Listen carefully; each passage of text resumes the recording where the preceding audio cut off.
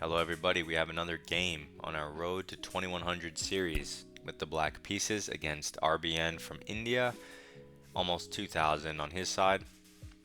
Let's go through the game. He opens up with 1d4, so puts a pawn in the center, and I just develop a knight. Makes perfect sense, looking at the center. So now white plays c4. You're going to see this more often as you climb towards 2000 instead of things like the London. So there's many different ways to play against this. I like to play with c5. I recommend, this is trying to get a Benko Gambit position on the board. I would recommend don't try to do this until you're at least 1500. Maybe in the more traditional like c6 and d5, the Slav, or the Queen's Gambit declined, or the Nimzo, something like that. When you get a little stronger, at least 1500, then you could look at things like c5 first. So white pushes past, which is the principal move, gaining space, denying the square from my knight, and trying to just cut the board like this so that he has way more space than I do. When you make his triangle and you look at mine, he's gonna have a bigger piece of the pie. So that's the whole thing, he has more space. So he pushes past me. Now I want a Benko Gambit, so this is the real move that tries to get into the Benko Gambit. Not c5, but b5. But you need both, of course. So what this does is this offers up a pawn. This pawn is hanging. However, if he takes, that would undefend the central pawn. So even though this is a weird pawn move on the side, it fights for the center. It's really about the center. So it's hard to see that at first, but you can see how it would undefend this pawn. And this pawn is kind of in our territory, so it could be vulnerable.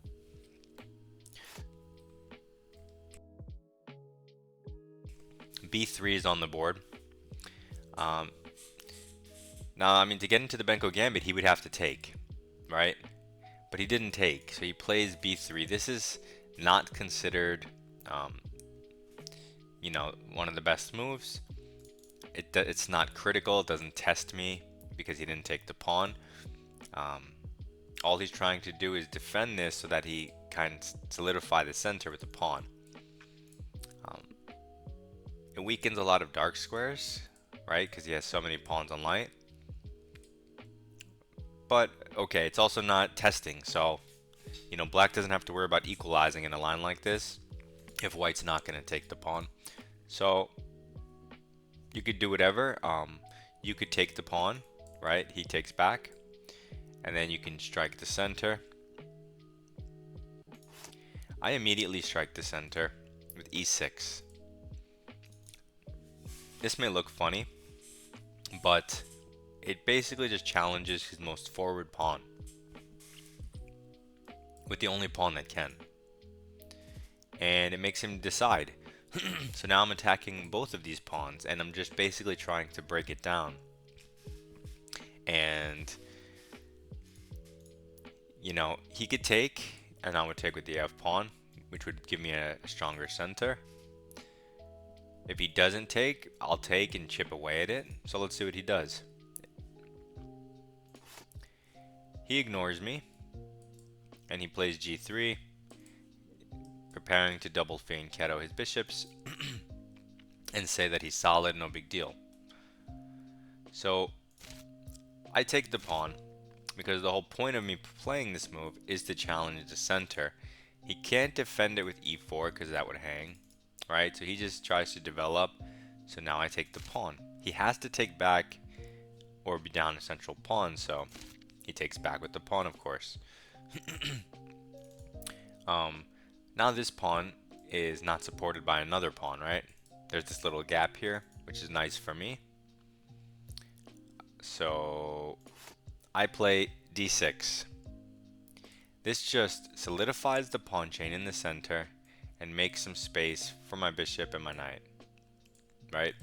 It's just a solidifying move to make this concrete. White develops his bishop, looks at the center, defends the pawn, prepares e4, so it makes a lot of sense. Now you can typically in the Benko you go g6 and bishop g7, especially since you weaken the diagonal. That's even more reason to do it. But I decided that I didn't want to make extra dark square weaknesses, so I went the other way. I went for bishop e7, but it's clearly not as active of a diagonal. However, it does support your only weakness in the position, so let's see what happens. He just develops a knight. It looks at the center, again, prepares e4, and now it hits this pawn.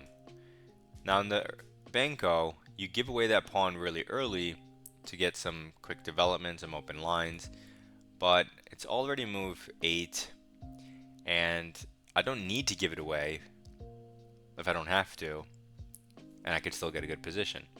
So I like my position here. I think all of my minor pieces will have a good square, which is the most important thing. And so now he attacks this, and so I want to defend it, but I also want to do it with tempo. So I just push it forward.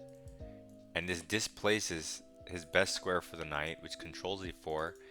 And wherever he goes, I'll get the turn back. And he doesn't really have good squares, right? Unless he wants to trade for my knight. So he does jump into the middle.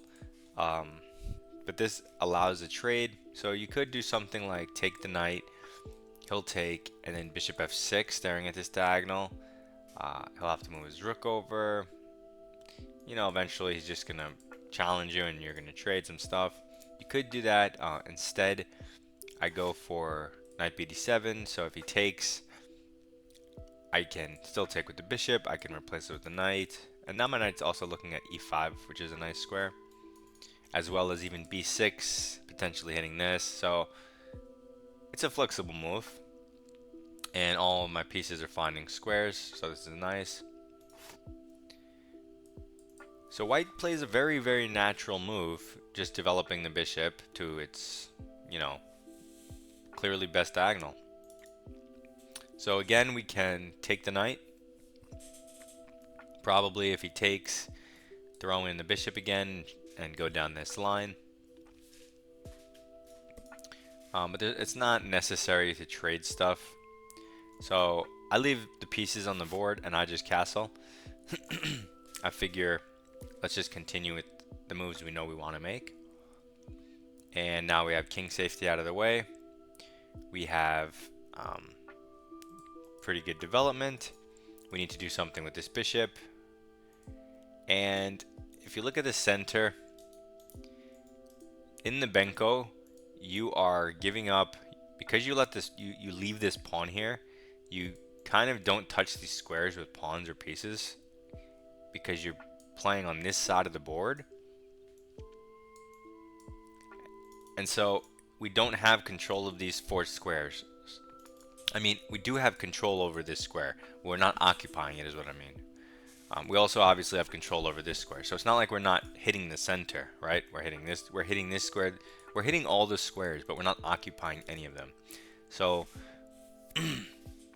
so we still control the center, but we're just controlling the center so that we don't get overrun in the center, so that we can play on the queen side.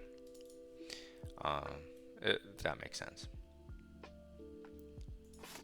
So white preemptively moves his rook to defend his bishop because of these ideas that I was mentioning before when I get my bishop to f6, which is inevitable, really. So he just prepares it one move early, but I mean, it's kind of a waste of a move. So here's the thing. The moves I want to make in this position are rook e8, a5, a4, definitely, and bishop a6. The only reason I didn't go bishop a6 is because I didn't want it to block a5, a4, because the pawn would be blocked. So I said, you know what, temporarily, let me fianchetto it, And even though I don't like it here because it's blocked by the pawn, it's also simultaneously attacking the pawn. And because the pawn's not defended by a pawn, this comes with tempo, and so I'm kind of just slightly improving it for free, right? I'm not expecting to win this pawn. He's going to obviously defend it, but I just move it somewhere, maybe then a5, a4, and we'll see. Not necessary. You could have started with a5, but either way, I decided to just develop a piece instead. Whoa. So he can't keep the tension.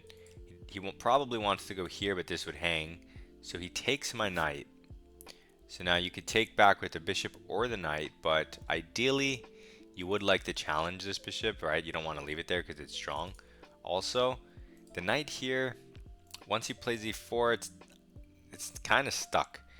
I'd much rather have it like try to jump into here, or at least look at this square. So I take with the bishop, and I still like black's position. White's 2 moves away from castling. I have pressure on this pawn, even though it's not that realistic. He develops a knight towards the center, makes sense. But it blocks his bishop, blocks control of the pawn, and I'm not sure where it's going. So you can do a normal developing move like rook e8. You can get rid of his bishop. Maybe add pressure to the pawn. Maybe a5. So basically anything that seems logical is probably a good move here. Okay, so I don't even remember what I played. Yeah, I took the bishop, clearing this square for my pieces, and just getting rid of all of the dark square pressure. So now my pawns just cover it nicely. And boom, takes with the rook. Fine. I see that my queen, it's not going to go this way. Excuse me. It's not going to go here or here. So this makes a lot of sense. It also comes with a tempo on the rook, and it also can jump into c3, right? So it seemed like a reasonable move. So I make it, and it's now hitting his rook. He moves the rook. Fine. Again, you can develop a rook, knight f6, a5. I threw in this check. I'm not sure exactly why I threw in this check. I figured he's either going to move his knight back or he's going to block with his queen. I didn't mind either one. And I wanted to clear this square so that I can go weird move f5. Because the way this takes space in my position, I wanted to like counter slice. It's so hard to explain. But it would control the e4 square, right? So, which is what he wants to connect to this pawn. So by going f5, it's like challenging what he's doing. I already have this space on the queen side, so if I can prevent his e4 ideas, with like a pawn here and a rook here, or something like that.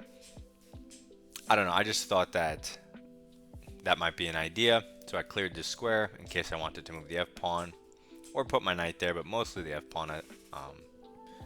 So I gave him this check, and he does block with the knight. It also opens up the bishop and supports this square, and it looks at this square, so it's not necessarily a bad retreating move. And I decide I do want to play f5, but I also have this rook, and now I have 2 options. I can either go a5, a4, which has been looking good for a long time now, or I can bring it to the e file and just play with my rooks here. And I wasn't sure which one to do. It's funny because the top 2 moves are f5 and a5, so they both are good ideas. And then rook fe8, so we choose this one. And we decide to just increase the power immediately instead of waiting 2 moves to create an open file. So we put a little more pressure towards this king. You know, it opens up weird moves like this that don't matter, but they exist. Fine. He just castles. I mean, obviously he was going to do that. And now white has like a very normal position, and then he has this pawn, right? So it's like normal, and then there's this weird overextended pawn. Black has this weird pawn chain, but it's a good pawn chain. His bishop is bad. Like, I mean, it's good that it puts pressure, but it could also use an open diagonal, so you have choices. I decide to change the diagonal, and I decide that at my convenience I'm going to go back and forth between the two diagonals to depending on where I need his pieces. Right? So I go here because this comes with an immediate threat and coordination on this square. So it puts it on a much better diagonal for free. Because I'm probably not going to win this pawn anytime soon, right? So putting the bishop here is only not to win the pawn, it's just to get him to do something that you want him to do to defend the pawn. So anyway, I move it to a better place. And he decides to cut off the coordination between the rook and the bishop and hit the queen and hit the pawn. And I did not see this move. I did not consider it. And so black has an only move here to maintain his advantage. Otherwise, white suddenly has a slight advantage. What is black's move? He's hitting the queen. He's also hitting this pawn. So it makes sense to move the queen back to defend that pawn. Only move, queen e5. Luckily, I'm still doing perfectly fine. And I didn't blunder anything because this defends the pawn. Now he moves the rook out of this alignment so that he could potentially do this one day. And his rook supports the pawn. So it makes a lot of sense. Now I play f5, which was my plan all along with these rooks. I just go boom. It makes even more sense now because the knight happens to be here, and so this comes with the tempo. And so now you can see my plan of launching this stuff. Look at all the pressure down these files. And then the knight can jump in here, the bishop slicing through here. And normally when you play the Benko and you get this much activity, you give away a pawn for it, sometimes 2 pawns. Here I'm not even down a pawn, and my pieces are this active and nice, right? Like, look at his rook, and look at mine. Now let's see where his knight goes.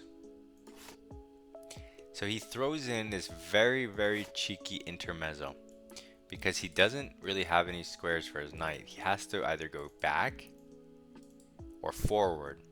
But he says, you know what? I'll create a third square with tempo and hit the queen. Now, when I saw this, I said, this can't be good because of the backwards weaknesses it creates. The backwards pawn and the square in front of it, the hole. So these 2 squares are now vulnerable, and it looked positionally bad. It attacks the queen for 1 turn, but that queen is going to move. Now black has another only move, otherwise he's worse again, but if he finds it, he's still better. I did find it, and you kind of have to find it because your queen doesn't have any squares legally.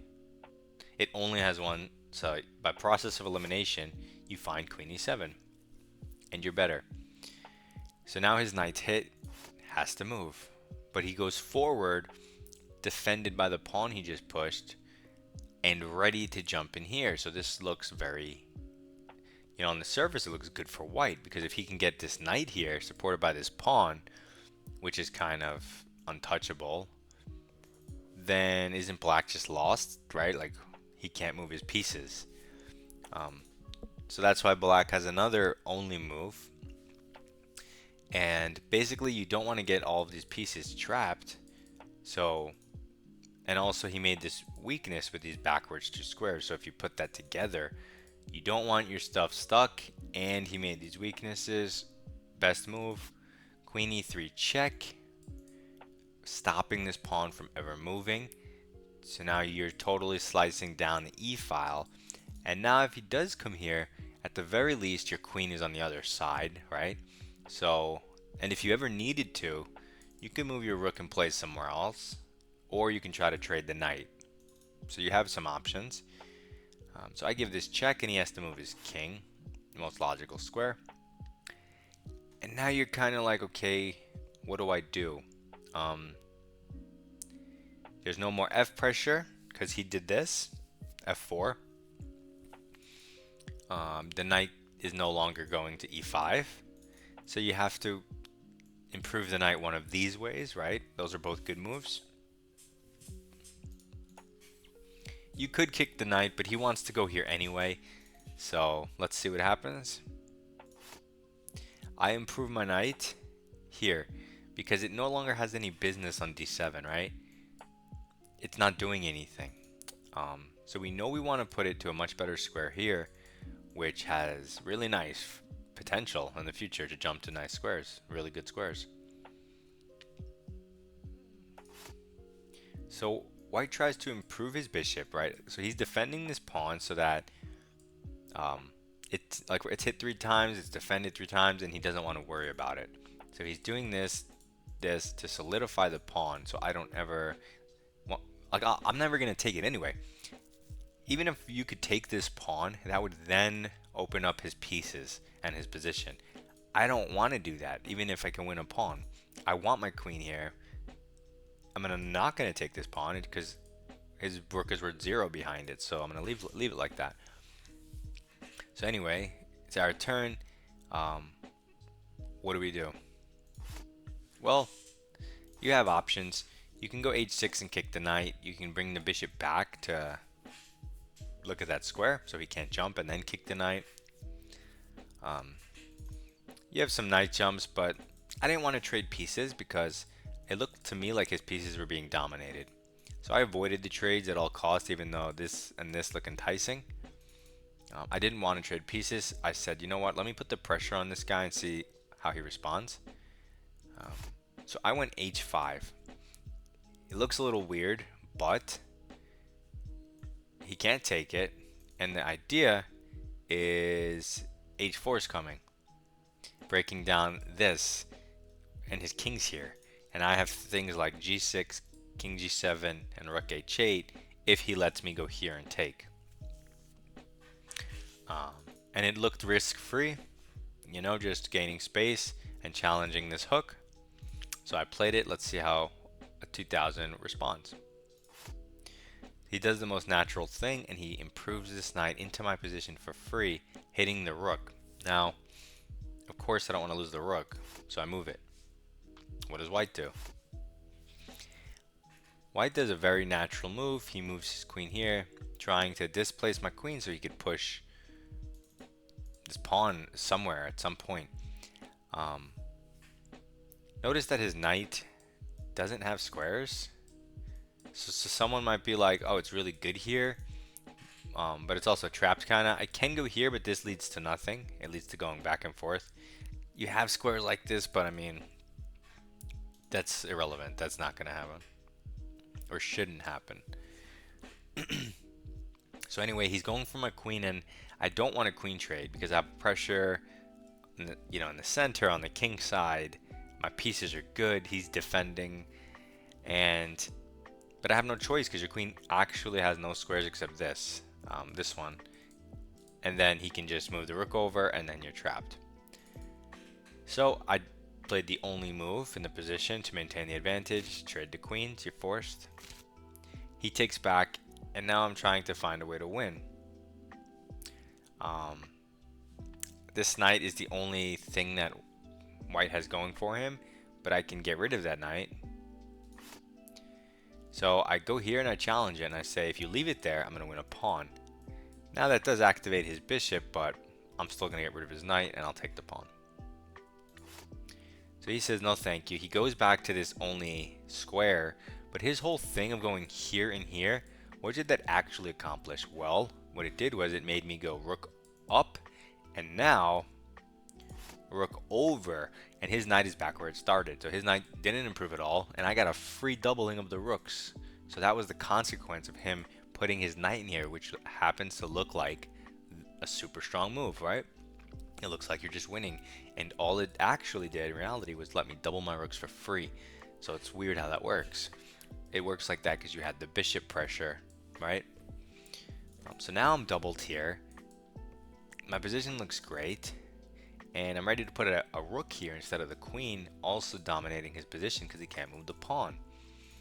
And this is complete central domination, right? Even though we let him put his pawn here, I mean, we're the ones who are like smashing through down the center. He's doing nothing. His bishop just protects this pawn and the knight's useless. So he tries to break down this structure because if he can take and we take, now his rook has freedom, and we do not want his pieces to have freedom. So natural move that we've been wanting to make all game. A5, defending the pawn. So if he takes, we take. He can get the open A file, but I deem the open A file not scary. You know, like what can he really do with it? He takes and we take, natural moves. And then he grabs the file. It makes a lot of sense. But I'm looking, he can't go, I mean, he can go there, but so what? He can go here, but so what? He can attack the pawn maybe. That's something. But I don't want to sit back and, you know, defend my pawn all the game. So instead, I attack. I say, okay, this bishop is looking at this square, but it was only there for the knight. The knight's not there anymore. Let me move my bishop for free because it comes with an attack on this pawn. And if I will take this pawn, I don't know if it works immediately because whenever you take and take, he always has maybe some rook ideas, but then this might hang, but maybe the other rook. I don't know if it works, but anyway, I'm improving my bishop. Other moves, probably just infiltrate with the rook immediately. The bishop e7 thing, it's a little fancy, but it still works. Okay, so we put a little pressure on the pawn. I'm just curious. I'm going to make a random move for white. King back. And then I'm going to take this. And then he's going to take, and I'm going to take. And I'm going to move this rook here. And then what do we have with the knight? Okay, maybe knight in here. He takes the pawn. We take, we give a check. Knight back here. He moves up, we take. Yeah, that looks good once you look that far into the future. Okay, so I attacked the pawn. He did not make a random move. He defended the pawn, which makes more sense than a random move. So now you can either try to go this way or this way. You just kind of have to do what you can with your rooks, right? Because your knight's kind of in a good spot. Your bishop, it's in a good spot. It might, you know, fluctuate, but it's overall in where it's going to be. You gotta have to put the rooks to their most advanced position. So I go rook e3. It also happens to come with a threat and preventing his pawn from pushing. I also decided that if he did any of this, it wouldn't be a big deal. And he does go for that. And this counterattacks my bishop, so I don't have time to win the pawn. I realized that, okay, so he has this going, right? But there's no real threats, like mate threats. All I have to do is defend it, right? I move my rook up one, which defends the bishop, protects these squares, and then the only thing he has is this and this. Because he can't even check me because of the bishop, right? So the only thing he can even think of, because this still doesn't do anything because of the bishop, is this idea and this idea. And it's important to notice your opponent's ideas. Like, what would I do if I'm white? Oh, I'd go for this because white doesn't have any other legal moves that like do anything that can create an idea, because then you can stop it. So let's see. He does jump into his knight in here. Now, at first when he did this, I started panicking because I had 4 minutes, 40 seconds. It disconnects the rooks, but I was like, okay, no big deal. This rook is safe. So the thing I didn't like was this move, because if you move the bishop anywhere, your rook hangs. Right now, right? So you can't save it that way. If you move your rook to get out of it, your bishop hangs. So I'm like, wait a second, I can't move these pieces, and this move is coming next no matter what. How's this supposed to work? Now, there are some weird tactics where you can take the knight. There's also a line where you can take this pawn. So like, if you take this and then he tries to win this bishop with the double attack, then you can counterattack like by removing it, giving up the rook, but then taking the bishop. Hold on, how does this go? It's like, if we take here, he's gonna take our rook, but then we take his bishop with check. He has to take.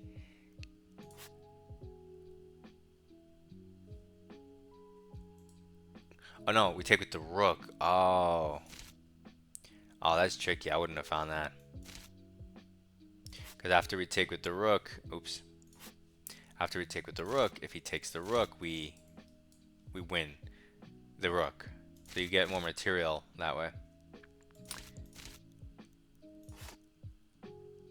Yeah, okay, so in this position, you do have this line with all those tactics, but I did not see that, right? That's just what the computer's pointing out. I'm like, I do not see a good way. Like, I considered taking the knight, and I'm like, I'm probably fine there, but I didn't want to do that. And I didn't see a good way to stop this move, so I'm like, okay, the only move that I see that makes any sense, rook d7. I did not want to make this because it looks kind of lame, but at the end of the day, it literally just prevents that move. That's the whole idea, is it prevents the knight from going to one specific square. And it just so happens that once I stop that idea, he has no more ideas. So even though it looks dumb, it's a perfect move, and it maintains my +2 or -2 advantage. So it's funny that black is -2 here. I'm not up any material, but -2 means positionally dominating. So assuming we don't blunder our bishop, the control over the center, the blocking of the pawn, the control of the dark squares gives us a big advantage. So now white goes here. What could be more natural than putting his rook here, trapping my rook so I can't get out, and saying, what are you going to do about it? Well, there's one clearly winning sequence here. I have 3 minutes on my clock. I'm panicking. Can I find the sequence? More importantly, can you find the sequence? What would you play here if you're black? Well, he is attacking your rook, and the rook is trapped. So the sequence kind of has to start with rook takes rook, right? So you don't lose your rook. He's obviously going to take back. And then the next thing I notice in this position is, okay, so there's this alignment that we don't like. But the knight does defend the rook on this square. It didn't defend it here. It's just a cool added bonus that happens to be in the position. But I'm also noticing this knight is defended by this pawn. This pawn's defended by this bishop. This bishop's defended by nothing. His rook's defended by nothing. So there's just loose pieces everywhere. So I'm trying to think of a way to take advantage of his loose pieces. And I come up with bishop takes pawn. So how's that supposed to work? We took a pawn, right? If he takes a piece, we can take a rook. He does not, luckily, have good discoveries, so he can't win like the rook back or anything. So we're just up material, we get the rook, and he only got the bishop. And we got a pawn. So that doesn't work for him. He cannot take the bishop. If he goes down the other line and takes the rook, well, then we get to take the bishop with check. He has to move his king, and now his rook is hanging because of the knight. And we take it, and he resigns. And this sequence is only possible because when I move my rook, the knight defends it. If the knight didn't defend it, you wouldn't have this move at the end of the line. So I noticed that tactic, and so we take a nice consistent advantage from the whole game and just apply the pressure. We find the final tactic with 2 minutes and change on our clock, and we take this guy out. This is the Benko Gambit. These are the crazy games. This is what you're looking for. You're giving him this, and then you break it down. The way I play is different than the G6 variations. I play E6. I think they're much nicer. So if you're pretty strong or decent at chess, give it a try. Intermediate. If you have any questions or if you like the Benko, let me know in the comments. Submit your rapid games in my Discord. Good luck in your chess.